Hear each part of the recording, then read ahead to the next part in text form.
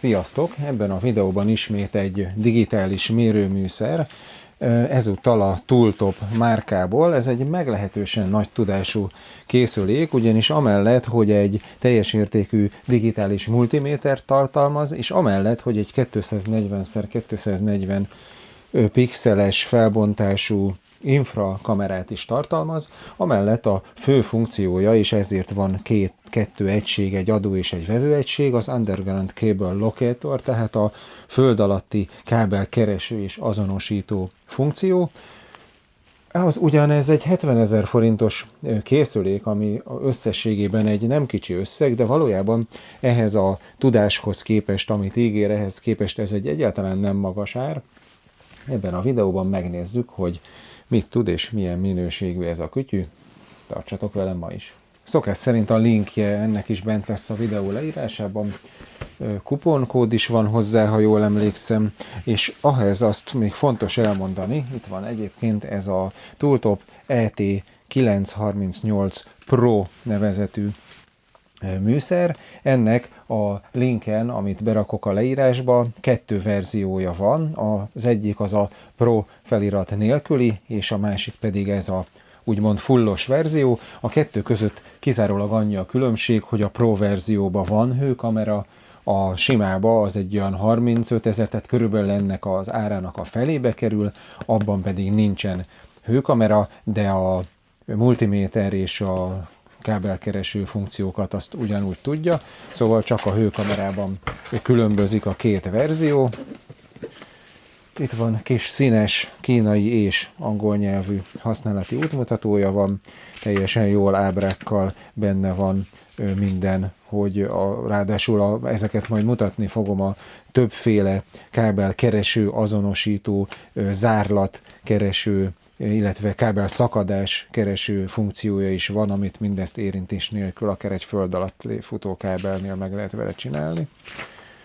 Majd ezeket nézzük, és akkor itt van maga a kis kütyű, ami egy ilyen kemény tokban érkezik. Ez tök jó, azért egy ilyen értékű műszerhez nem is árt, hogyha van egyébként egy ilyen merev védőtok, mert hát azért ezt már azért az ember meg akarja kímélni, és akkor itt van maga a két egység,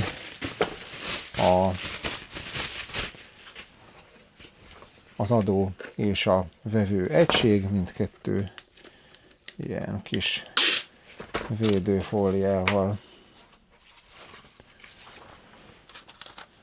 van fedve, hogy ne karcolódjon.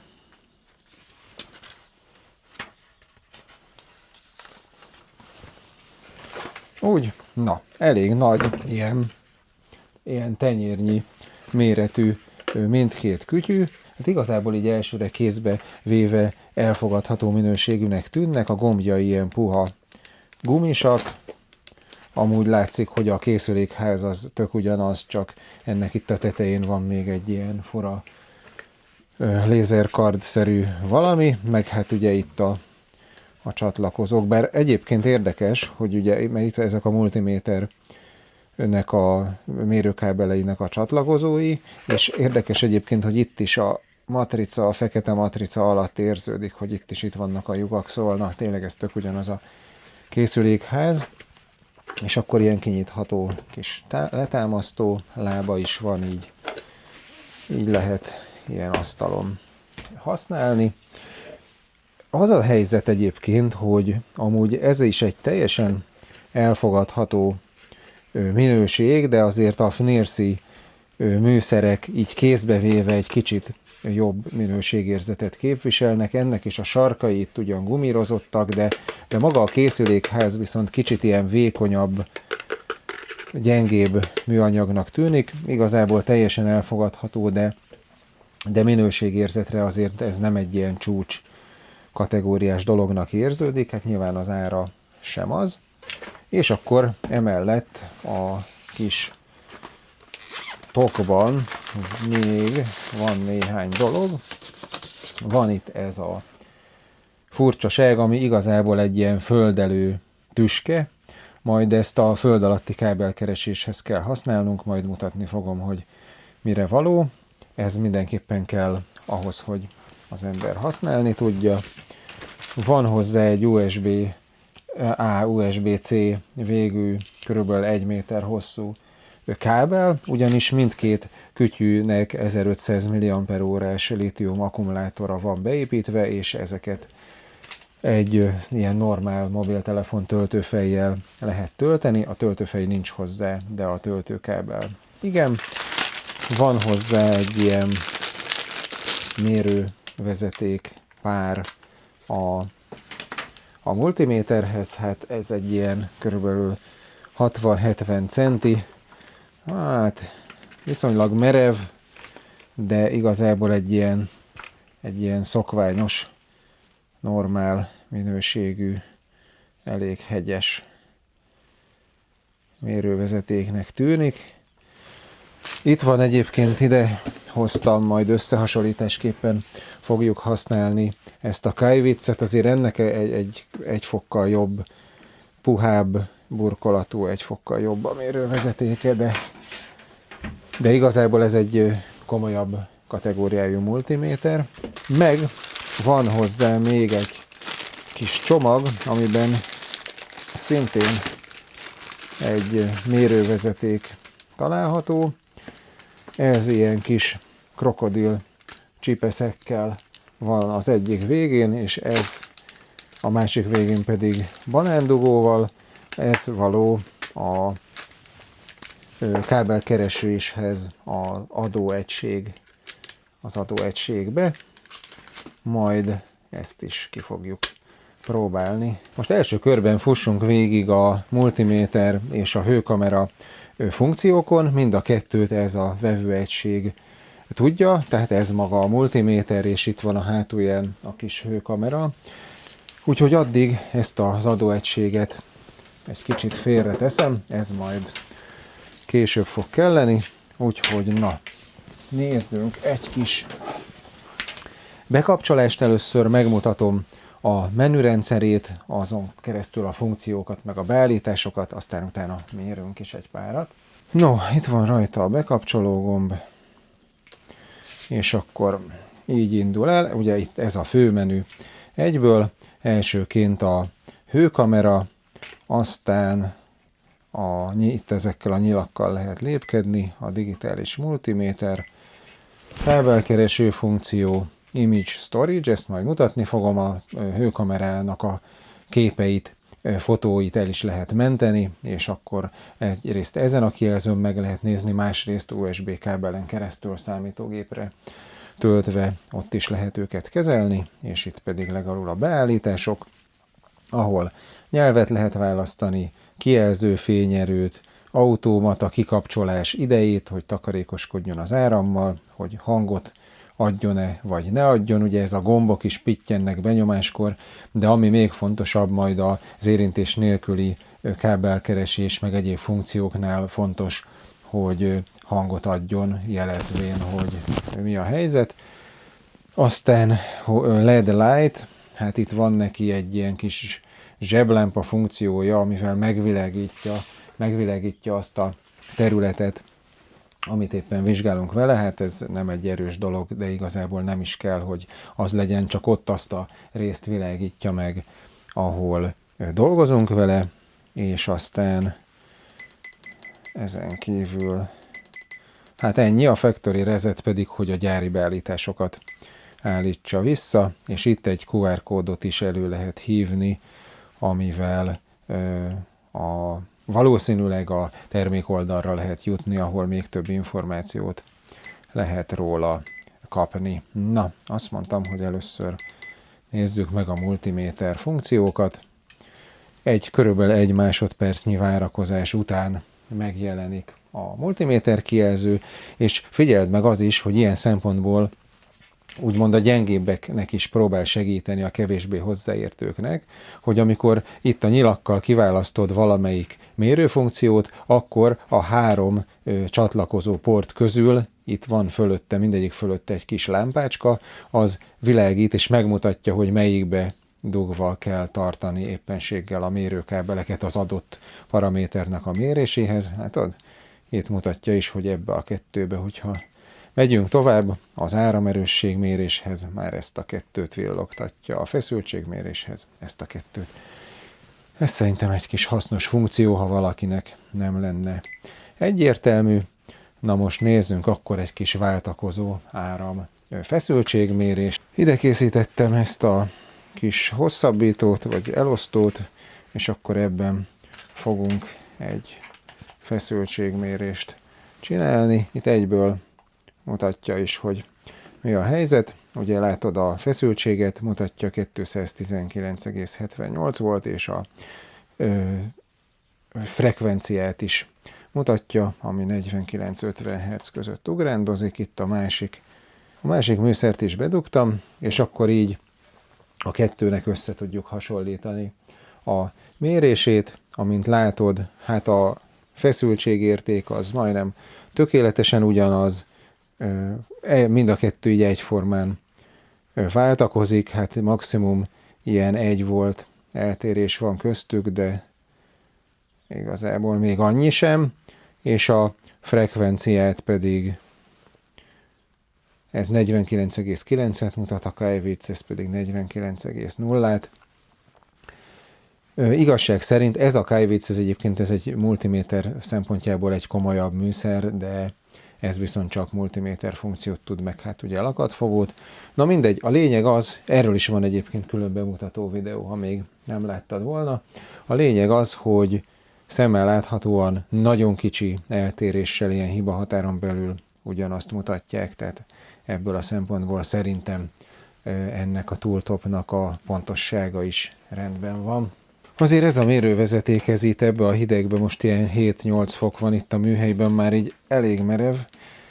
Ez azért nem az igazi, de igazság szerint ezt nem nagy kunst lecserélni egy jobbféle mérővezetékre. Nekem arra sajnos nincsen felszerelésem, hogy most itt tudjak nektek egyéb méréseket mutatni, például most a diódát is én kihagyom, az ellenállást és az áramerősséget is, de például azt meg tudjuk nézni, hogy az érintkezést, ugye tulajdonképpen a folytonosságot azt hogy tudja mutatni. Ugye ezzel például vezetékek folytonosságát tudjuk vizsgálni, hogyha a vezeték két végéhez érintjük a mérővezeték két végét, de hogyha csak így simán összeérintjük őket, ugye akkor is ugyanezt a hatást el tudjuk érni. Hát elég lassan reagál. Az látható, hogy nézd meg, összeérintem, és eltelik 1,5 másodperc, vagy 2, ami azért nem az igazi. Most nézd meg ezt a másikat. Hát tudod, ez szinte azonnal reagál. Azért ez nem mindegy, hogy egy mérés során azonnal reagál-e, vagy eltelik egy csomó idő, mert hát azért ez még akár veszélyes is lehet, hogyha egy mérés során ilyen sokára reagál. Minden esetre tudja, csak tudni kell róla, hogy hát meg kell várni, hogy összeszedje magát és elkezdjen reagálni. Ugye a frekvenciát meg már az előbb a feszültséggel együtt mértük. Na, ebbe olyan nagyon nem akarok belemenni. Láthatod, hogy egy ilyen tulajdonképpen az alapfunkciókat tudó multiméterről van szó, ami egy ilyen alapszinten tudja is, amit ő tudnia kell. No, a következő, visszalépünk a főmenübe, a hőkamera funkció, ahogy rányomok, egyből be is kapcsol. Ezt mutatom, itt van, egyből látszik mögötte a kezem, és akkor hát olyan, hogy ugye a közepén van itt egy célkereszt, az egy sárgával annak a hőmérsékletét mutatja, amire a célkereszt mutat. Van egy piros kereszt, ami mindig a képernyőn lévő legmelegebb részt mutatja, és annak ott fönt van a hőmérséklete pirossal, és van egy zöld kereszt, ami pedig mindig a képernyőn lévő leghidegebb pontot mutatja, és ott van zölddel annak a hőmérséklete. Látható, hogy itt a maga a hegesztő asztal az körülbelül olyan 4-5 fokos hőmérsékletű, mondtam, hogy hideg van itt a műhelyben, és az, ami még igazából egy vicces benne, vagy hát szerintem egy hasznos funkció, hogy amint látod, itt most éppen DC feszültséget is lehetne vele mérni, de itt a nyilakkal lehet váltani AC feszültség, és gyakorlatilag a multiméter összes funkcióját ki lehet választani, és a hőkamera képével együtt a multiméter funkciókat is lehet használni, ezt mindjárt bent meg is mutatom. Na, itt van például a napelemes inverter, amin tudunk nézni egy ilyen hőkamerás képet. Itt megnézzük a belsejében, hogy mi az, ami meleg, meg mi az, ami nem meleg. Hát az látható, így beazonosíthatóak azért a dolgok, tehát ahhoz azért a felbontás megfelelő, hogy így beazonosítható legyen rajta, hogy mi micsoda, és például egy közben a hőkamerás felvétel készítés közben egy DC feszültséget mondjuk tudunk is nézni. Itt van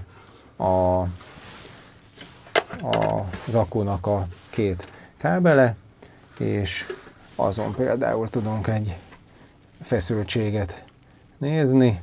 Mutatja is, hogy 53,386 volt éppen az akkuknak a feszültsége, és közben pedig látjuk is, hogy például az akkuknak a két nagy kábele milyen hőmérsékletű.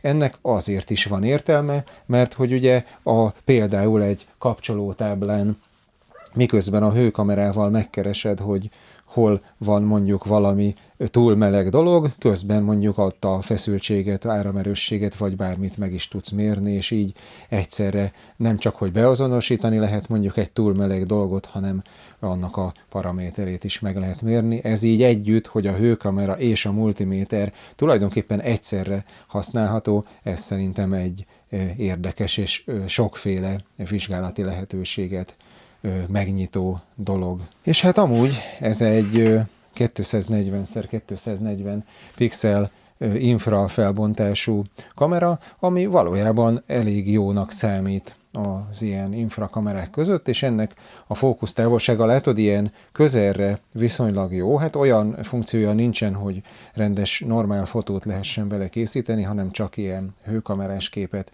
tud készíteni, de a fókusztávolsága körülbelül olyan 3 méterig terjed, ez azt jelenti, hogy igazából lehet vele például így az egész házról is ilyen hőkamerás felvételeket készíteni. A hőkamerának a képe így is teljesen jó, tehát azzal együtt, hogy mondjuk igazából a fókusztávolsága közelebbi, de így is tulajdonképpen az ennél jóval messzebb lévő háznak is minden részlete felismerhető, és így tökéletesen akár ilyen nagyobb távolságú, nagyobb dolgok vizsgálatára is teljes mértékben megfelelő. Így az OK gomb hosszan nyomva tartásával lehet elmenteni képet, és akkor utána itt az Image Storage-be belépve lehet megtekinteni ezt a képet. Az egyébként érdekes, vagy kicsit furcsa nekem, hogy a célkereszten lévő hőmérséklet az itt nem jelenik meg az elmentett képen, hanem csak a maximum és a minimum, és ez a középső hőmérséklet, ez innen valahogy eltűnik, pedig hát nézd meg, mutatom még egyszer, amikor a képet elkészítem, akkor ott van, látod, sárgával a célkereszten lévő hőmérséklet is. Save, elkészítettem, belépek a storage-be, és ott meg ugye a sárgával nincs ott csak a minimum meg a maximum. Hát nem tudom, ez kicsit furcsa, de hát minden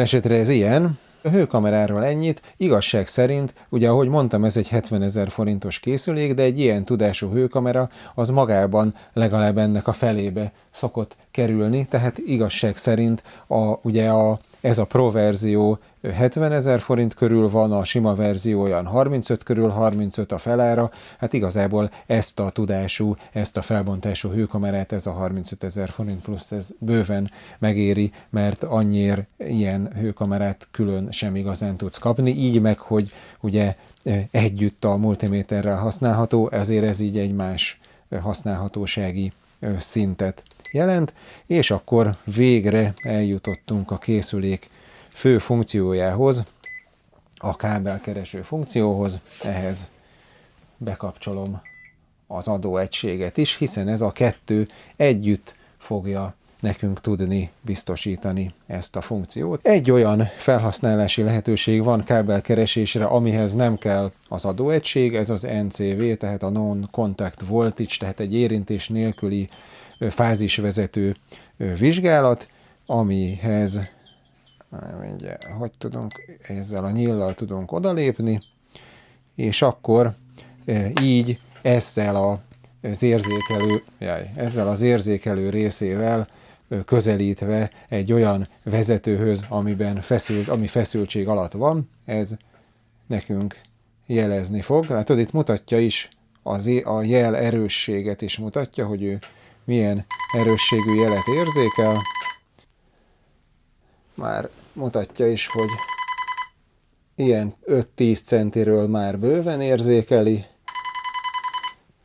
és aztán megjelez is, hogy ott szerinte feszültség alatt lévő dolgok vannak. A következő, a legalapabb kábelkereső funkció, itt mutatja egyébként a használati útmutatóban, hogy az adóegységnek a fekete csipeszét földelni kell, hogyha kint használjuk, akkor ugye a leszúrt földelő szondára kell csiptetni, amit beszúrunk a földbe. Ebben az esetben itt bent a műhelyben én ide ennek a földelésére, a konnektor földelésére csiptetem, és a másik felét pedig annak a vezetéknek a végére kell csiptetnünk, amelyet meg szeretnénk találni a föld alatt. Tehát ugye mi történik az, hogy van a földből kilógó vezetékvégünk, arra rácsiptetjük a csipeszt, és szeretnénk megtalálni valahol az udvar másik felén, hogy merre felé megy az a vezeték, és innentől kezdve az történik, ugye itt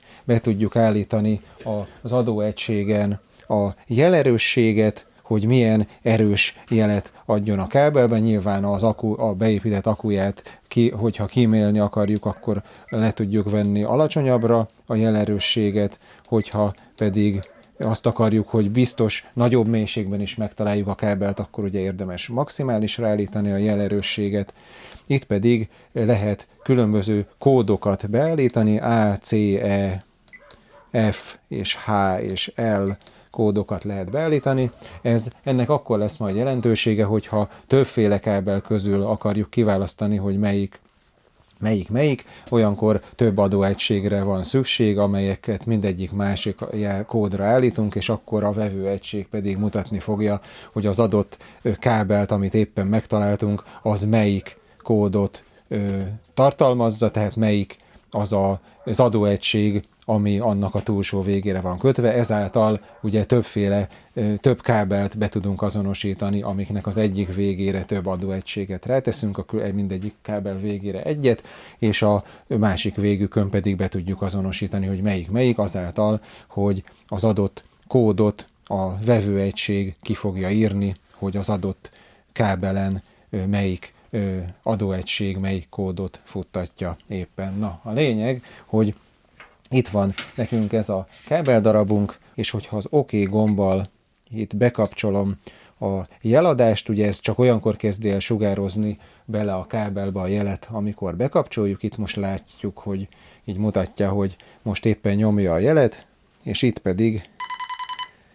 pedig ez érzékeli, hogy ebben a kábelben bent fut az érzékelő jelünk. Hát ez nem nagy kunst, igazság szerint az lesz majd a jó, mindjárt a napelemrendszernél megnézzük, hogy ténylegesen ugyanezt a föld alatt futó kábelekkel is tudja. Ugye ez volt az a sima kábel megtalálási mód, amit az előbb mutattam, az egyik végére rátesszük a pirosat, a másik a feketét leföldeljük, és így a bármilyen távolságban a kábelnek a másik végét meg tudjuk keresni, akár akkor is, hogyha a föld alatt van, mert az adóegység nyom bele egy jelet, amit érzékelni fog a vevőegység. Na itt van a másik vizsgálati mód, az például azt teszi lehetővé, hogy megtaláljuk azt, hogy két egymás mellett futó, tehát mondjuk egy kábel belsejében futó két vezetőszál zárlatos-e, illetve meg tudjuk keresni, hogy hol van a zárlat, hogyha ebben az esetben a két vezetőszálra kell az egyikre a pirosat, a másikra pedig a feketét csiptetni, és egészen a zárlatig, ugye ez egy áramkörként fog működni, és addig a jel az adóegység által sugárzott jel keringeni fog benne, és addig ugye ezt a jelet érzékelni fogja tudni a vevőegység, de a zárlat után már a jel nem fog futni ebben a kábelben, és ezért így meg tudjuk keresni, hogy hol van a zárlat a kábelünkben.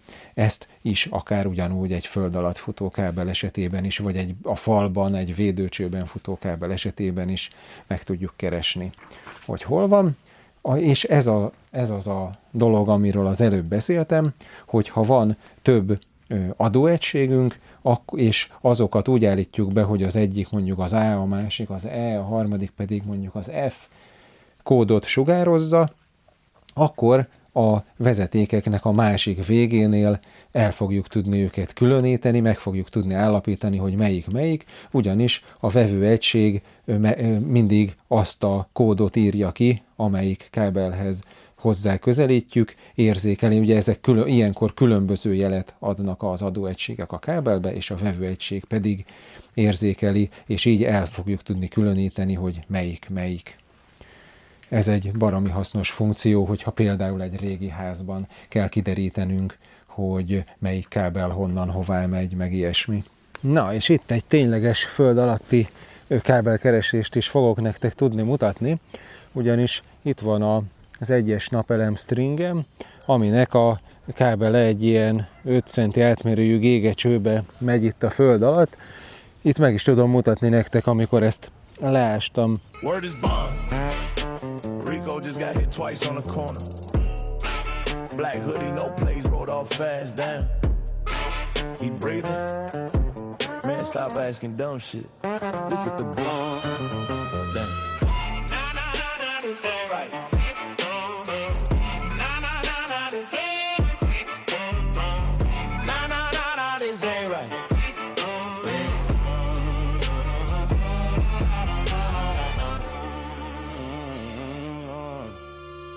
Hát nem túl mélyre, körülbelül egy ilyen egy ásónyom mélységbe, egy ilyen 25-30 centi mélyen van szerintem.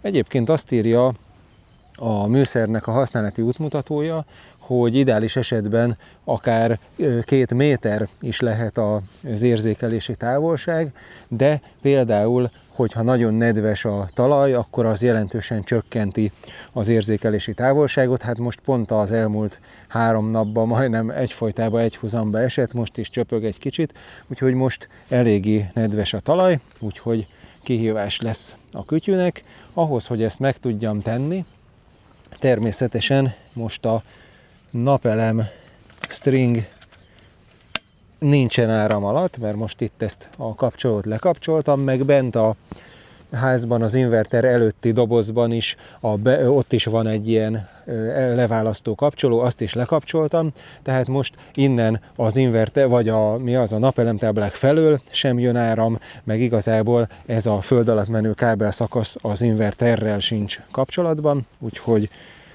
úgyhogy semmi gond nem lehet. Itt ezt széthúzom, és akkor, amit csináltam, ezt az üres kábel véget ide beledugom, itt van ez a végződés, ez a piros, itt megy bele a csőbe és megy le a talajba.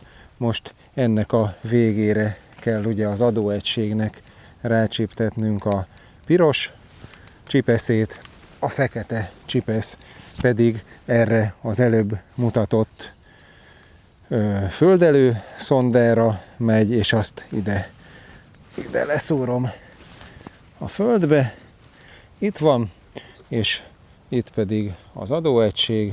Na, és itt mutatom, hogy közben ugye bekapcsoltam a vevőegységet, már most is valami gyenge szignált mutat, de ahogy elkezdek vele közelíteni, mondjuk mit tudom én, itt, nagyjából itt fut egyenesen, hogyha elkezdek közelíteni ahhoz a részhez,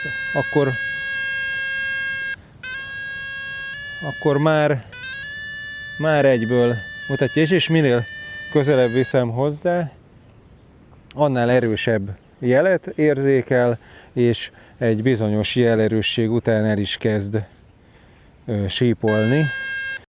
Közben itt a jelerősséget levettem a legkisebbre, mert különben már itt a több méter távolságból tutulni kezdett, úgyhogy ezek szerint a nedves föld se igazán akadályozza. És nézd meg, itt vagyunk most még kb. 3 méterre a helytől, és ahogy így közelítek,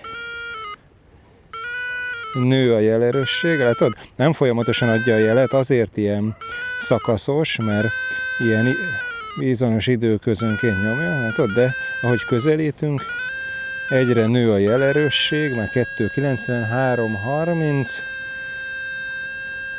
és most értünk ide a hely fölé, és most ide leviszem a talaj szintjére, itt pedig már 420, ahogy pedig eltávolodunk.